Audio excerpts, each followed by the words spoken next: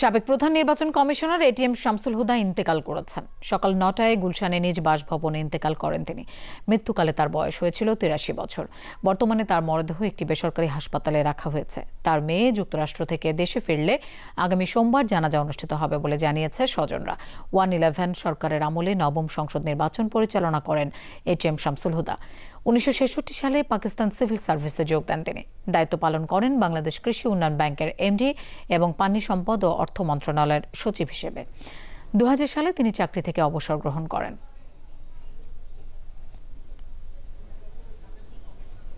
৭ তারিখে আসবে, টাইম আমি এখনো জানি না, তো আসলে তারপরে জানা যায়, ডিসাইড করবো আমরা। আজকে সকালে উনি বার্ধক্যজনিত কারণে মারা গেছেন। আমরা সাথে সাথে হাসপাতালে নিয়ে আসছি, কিন্তু এখানে ডাক্তার ওনাকে ব্রট ইন ডেড ডিক্লেয়ার করেছেন। গুলশান সোসাইটি মসজিদে ওনার জানাজা হবে আগামী সোমবার সন্ধ্যা ৭টার বাদ মাগরিব। অত্যন্ত দক্ষতা এবং যোগ্যতার সাথে জাতিকে একটি সুষ্ঠু নিরপেক্ষ নির্বাচন উপহার দিয়েছেন। আল্লাহ তার রুহের মাগফিরাত করুন।